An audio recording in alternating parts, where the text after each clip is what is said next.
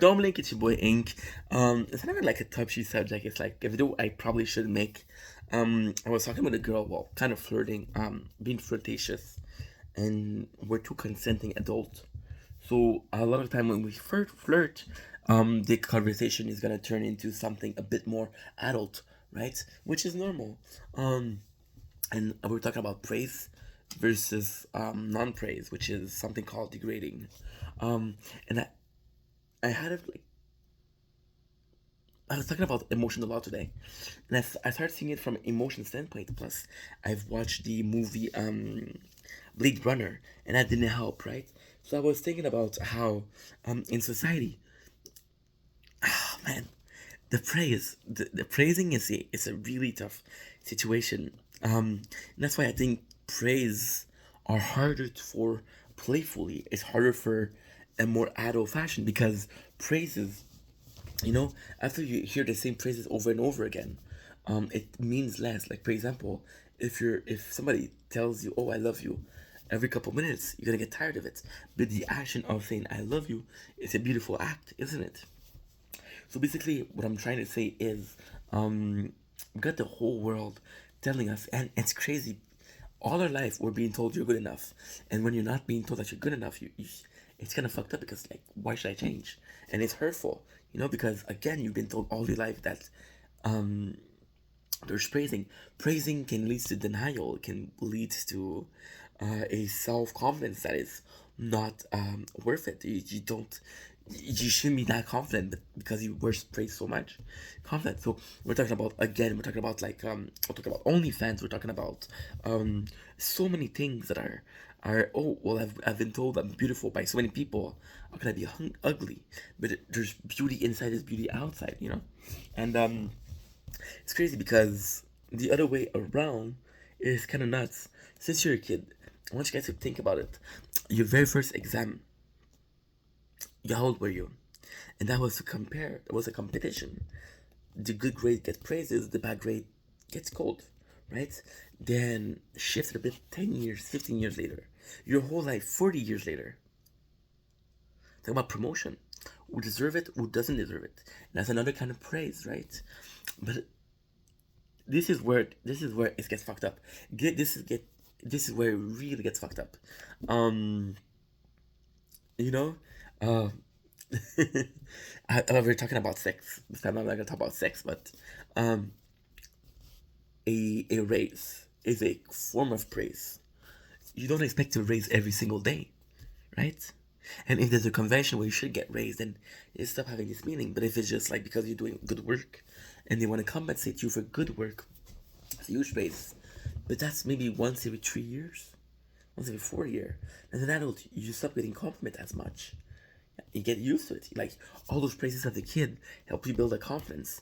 And then when you reach a certain age, that confidence it helps you get along life step by step. And you're like, okay, well, I know I'm a good person because I've been taught to be a good person.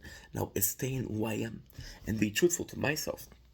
But then we have it implemented with social media, the likes, the follower, the views, and that's another kind of praise. And you see, of course, if you're talking about monetary gain, somebody who has less views make less money.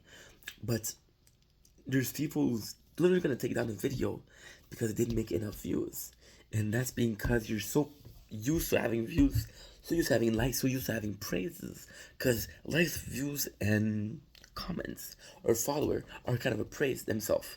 It's a pride. It's a pride as a content creator. It's a pride, but it's a daily thing. So you constantly get a little dose. I'm a small creator, so every time I see a comment that is positive, I get overconfident. I'm like, wow, that fucking made my day, right?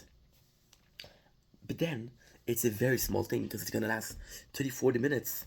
And if if the same person is usually, let's for example, I don't, this is not me, I post too often and too much for this to happen. But for example, if I was to post a video a day, let's say a vlog, and for 2 weeks, the same person comes in and compliments the vlogs, right?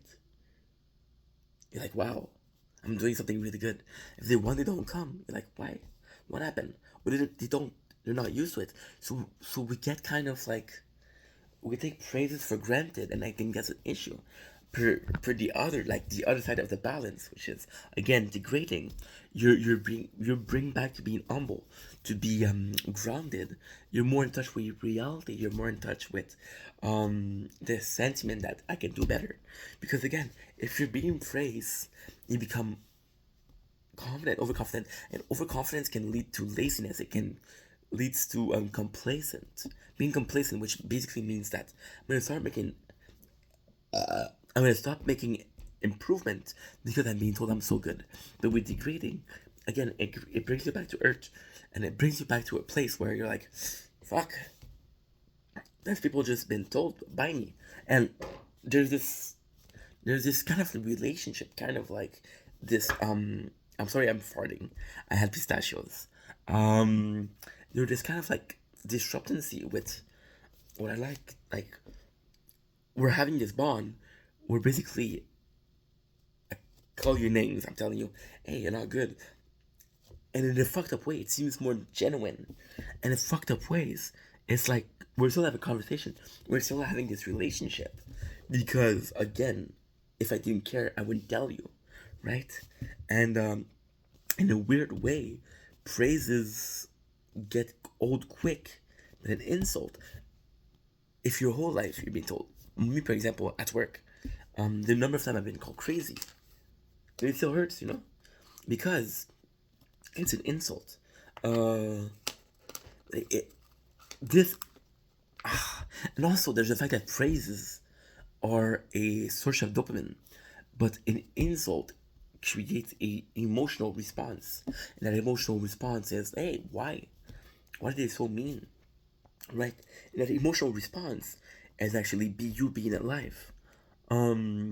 It's the opposite of being complacent and lazy, right? If you stop caring, you stop caring. But if you're coming from a person you love, for example, there's a difference between having a friend who's gonna tell you, "Yo, you've been fucking up a lot lately. What's going on?" And a friend that constantly tells you, "Hey, you're fucking up," and it's crazy because you can get paranoid and understand that those friends are not really your friends because you think they're your friends, but they're constantly insulting you. And they pretend like it's a joke, but it's not a joke. So there's a lot more to gain from not being praised than by being praised, because praises at the end of the day, it's also so much of a perception. Somebody can say, "Hey, you did really good. I really like that painting. I really like this video." But the question of perception, so how you perceive what's being told to you, how you perceive, how you. It's a question of perception. The person's perception. It's not a totality. It's not a fatality. It's not a guarantee. There's no reason for somebody to say, well, if two people say yes, I'm gonna say yes. There's this case of peer pressure, right? Peer pressure. If there's 100 people saying yes, then the next person is probably gonna say yes, right? But peer pressure comes from a place where it's more about a yes or no question. It's more about a fact. Fact. For example, 2 plus 2 is 4. Everybody knows that, so we can all agree, right? And then you come in a class, and again, there's like an experiment about that, and it's paid actor. They go into a class and they're always giving the wrong answer, and the actor, they're all actors, and the subject is like, no, this is the wrong actor. This is the wrong answer. But since everybody else is doing it, they're willing to be, they're willing to. It's kind of crazy. If everybody's doing it, people are more likely to say, okay, well, I'll agree with the rest of the group, right? And then you come from an insult, and even though like 1,000 people is insulting a person, if you're a good enough person, you're like, well, this guy's getting insulted, and you're uncomfortable. And being uncomfortable is being alive. Being uncomfortable, it brings you back again to the basic, which I'm trying to say.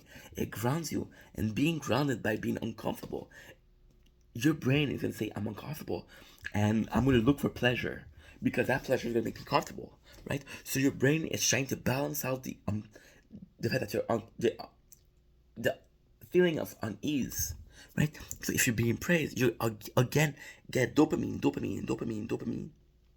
Your brain saying there's nothing wrong with it, so your brain goes to a state of automatism, right?